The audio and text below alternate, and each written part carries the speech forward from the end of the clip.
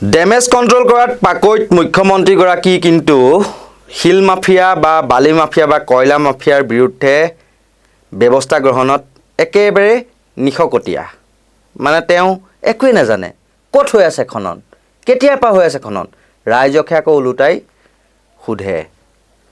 আৰু এই ক্ষেত্ৰত মুখ্যমন্ত্ৰী হিমন্ত বিশ্ব শৰ্মা কালিৰ দিনটোত দেখিবলৈ পালোঁ যে এগৰাকী মহিলাই আহি পেলাই তেওঁক জোৰ জবৰদস্তি কৰিছে যে ছিষ্টেমটোৱে বেয়া হৈ গৈছে বুলি কৈছে, যে শিল খান্দি আছে, শিল খন্দাৰ পৰা তেওঁক ৰক্ষা কৰক।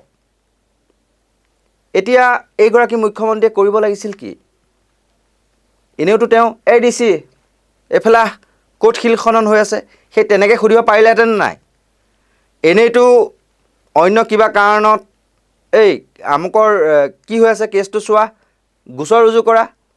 যেতিয়া মানে এগৰাকী আৰক্ষীয়ে দুগৰাকীৰ লগত পৰকীয়া প্ৰেম কৰে এগৰাকী তাৰমানে পত্নী থাকোঁতে, তেতিয়াতো এৰেষ্ট কৰা, এইটো কেছটো তেওঁক ভালকৈ দৰে এৰেষ্ট কৰি আনি সোধা পোছা কৰা। সেই তেনেকুৱা ধৰণৰ যিবিলাক মানে ধৰি লওক দিয়ে কেমেৰাৰ সন্মুখত অন কেমেৰা একশ্যন দেখুৱায়, কিন্তু কালি একশ্যন এটা দেখুৱাব পাৰিলেহেঁতেন নে নাই মুখ্যমন্ত্ৰী মহোদয়ে? তেওঁ সকলো জানি বুজিও দেখি শুনিও ধৃতৰাষ্ট্ৰৰ ভাৱত কালি কিয় অৱতীৰ্ণ হ'ল? আনকি তেওঁ কালিৰ দিনটোৰ পৰা কেইটা ভিডিঅ' আপলোড কৰিছে। মানুহে তেওঁৰ লগত চেলফি উঠা, তেওঁ নিজে চেলফি মৰা মোবাইলটো লৈ পেলাই কিমান ভিডিঅ' ৰাইজৰ লগত কথা বতৰা পাতিলোঁ বুলি একদম ফেচবুকৰ এটাৰ পাছত আনটা ভিডিঅ', এটাৰ পাছত আনটা ৰীল দি আছে। কিন্তু সেই ৰীলসমূহতো এই মহিলাগৰাকীয়ে যিটো প্ৰশ্ন কৰিছিল সেই প্ৰশ্নটোক কাটি দিছে। খালি মুখ্যমন্ত্ৰীয়ে হ'ব মই চাম, মই লিখি ল'ম বুলি কৈ তেনেকৈ মানে আপলোড দিছে।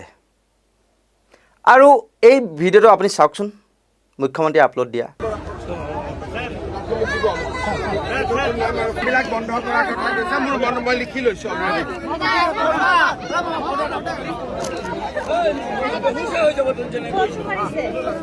এতিয়া মুখ্যমন্ত্ৰীগৰাকীয়ে মানে নিজকে একদম দায়মুক্ত বুলি দেখুৱাবলৈ একো যেন তেওঁ নাজানেই, তেওঁ চকুৰ প্ৰচাৰত একো ঘটি থকা নায়েই, শিল খনন হোৱাই নাই, সেই তেনেকুৱা এটা ৰূপ দিয়াৰ বিপৰীতে যদিহে প্ৰকৃততে তেওঁ জননেতা হয়, জননায়ক হয়, তেতিয়াহ'লে সেই নায়ক চিনেমাৰ অনিল কাপুৰৰ দৰে ঠাইতে ছাছপেনশ্যন কৰা, ঠাইতে গৈ লাইচেঞ্চ কেঞ্চেল কৰা, কালি সেই কামটো কৰিব পাৰিলেহেঁতেন নে নাই? যে কোনে কোনে অবৈধ শিল খনন কৰি আছে দিখৌ নদীৰ পাৰত। কিছুমান ভিডিঅ' ইতিমধ্যে ভাইৰেল হৈছে। সেয়া মিৰিগাঁও বা তেনেকুৱা ধৰণৰ বাবুন পুখুৰী নে কি তেনেকুৱা ধৰণৰ ঠাইত একদম পূৰা খান্দি পেলাই চেচ কৰি পেলোৱা হৈছে দিখৌ নদীৰ পাৰ, 50-60 ফুট দ।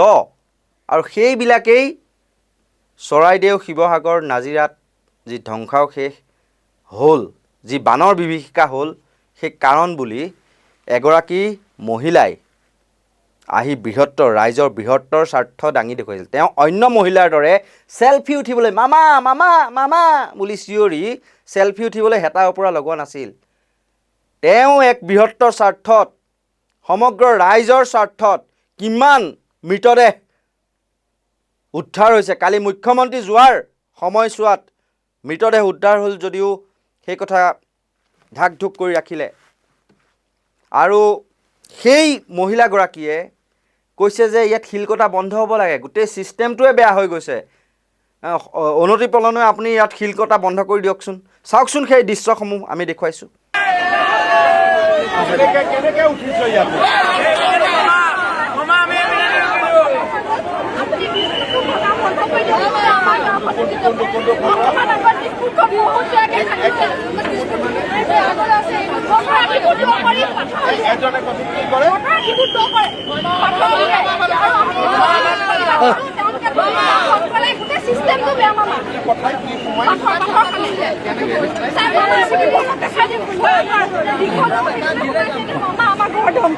হ'ব আমি কৰিম ন, মানে এতিয়া আমি পথাৰটো বন্ধ কৰি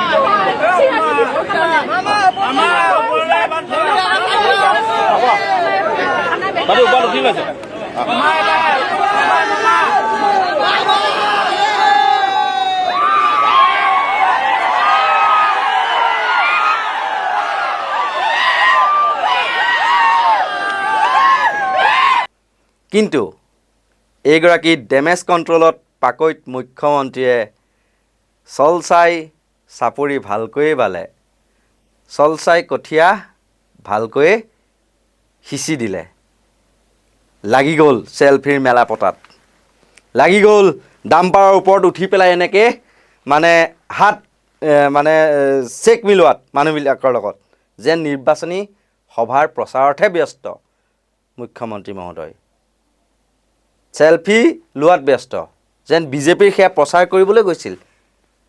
সেই মৃত্যুযজ্ঞত মাজত মুখ্যমন্ত্ৰীয়ে নিৰ্বাচনী মেলা পাতিলে, চেলফি মেলা পাতিলে। অলপতো মানৱতা বোলা বস্তু এটা থাকিব লাগে মুখ্যমন্ত্ৰী মহোদয়, ইমানোতো আপুনি অসংবেদনশীল হ'ব নালাগে।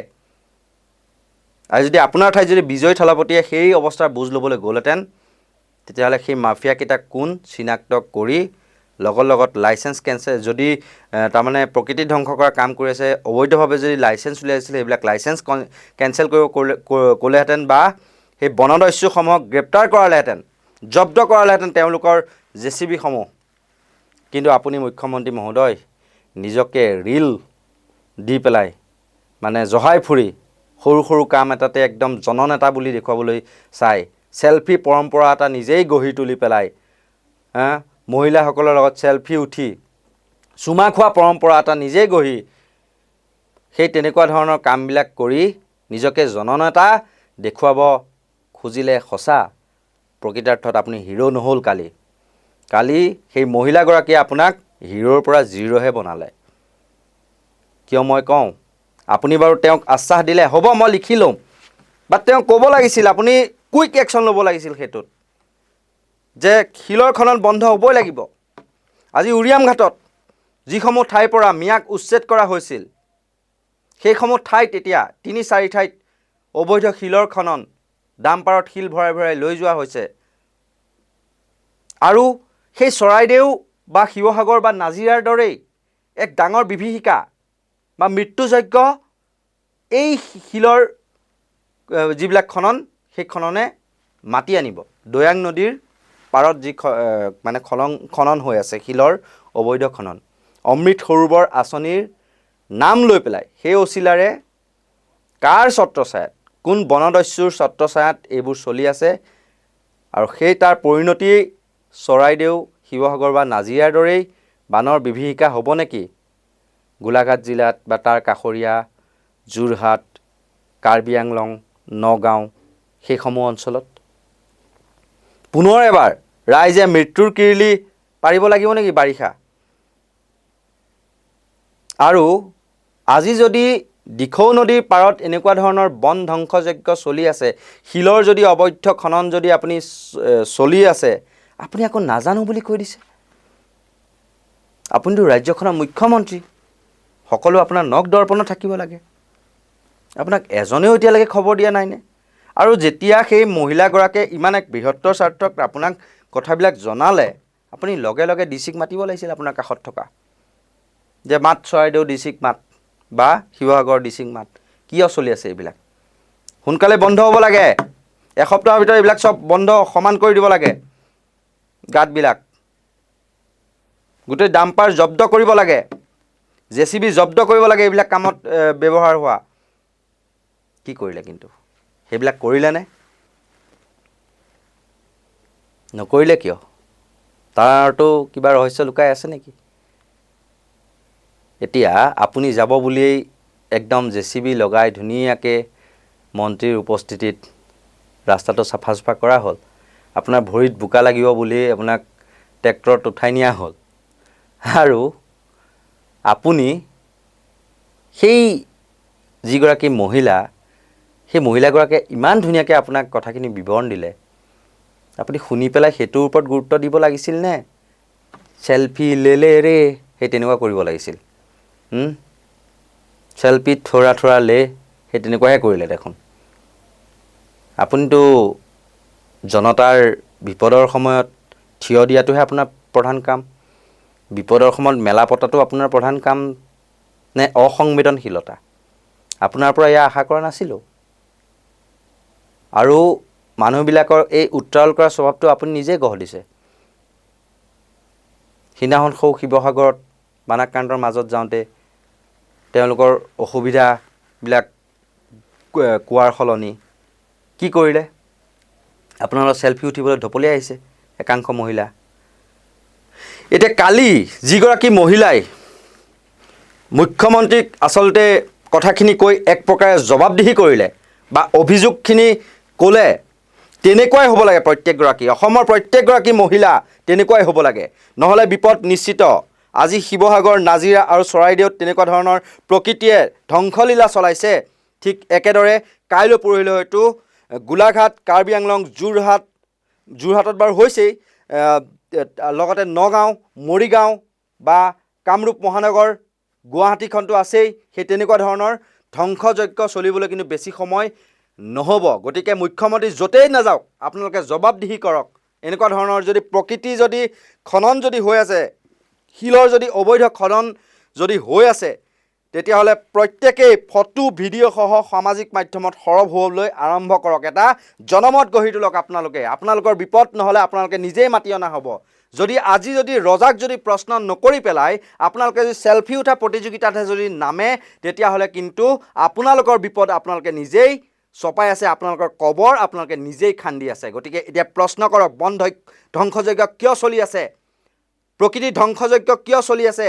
পুনৰ এবাৰ সমগ্ৰ অসমখনেই আজি মানে চৰাইদেউ বা নাজিৰা বা শিৱসাগৰৰ দৰে বানৰ বিভীষিকাই তাণ্ডৱ লীলা চলাই পেলাই সেয়া মানে এক অবৰ্ণনীয় পৰিস্থিতি, আমি ক'ব নোৱাৰোঁ। মৃত্যুৰ কিৰিলি উঠিল, মৃত্যু যজ্ঞ পাতিলে। সেই তেনেকুৱা ধৰণৰ পুনৰ এবাৰ হ'ব নেকি সমগ্ৰ অসমতে? সেই পৰিস্থিতিলৈ বাট চাই আছে নেকি? কিন্তু তাৰ আগতে এনেকুৱা ধৰণৰ অবৈধ শিল খনন, অবৈধ বালি খনন, অবৈধ কয়লা খনন বন্ধ কৰক। কেইকোটিমান টকা লাভৰ স্বাৰ্থত এনেকৈ মুখত সোপা দি পেলাই থাকিলে নহয়। একশ্যন লওক, একশ্যন লোৱা মুখ্যমন্ত্ৰী হিচাপে আপোনাক জানে। গতিকে মুখ্যমন্ত্ৰী মহোদয় বিহিত ব্যৱস্থা গ্ৰহণ কৰিব বুলি আশা ৰাখিলোঁ। এনেকুৱা ধৰণৰ সত্য, নিৰপেক্ষ, নিৰ্ভীক বিশ্লেষণৰ বাবে আপোনালোকে চাই থাকিব নৰ্থ ইষ্ট নাও। আৰু ইয়াৰ লগে লগে মই কল্পজ্যোতি শইকীয়াই বিদায় লৈছোঁ। ধন্যবাদ।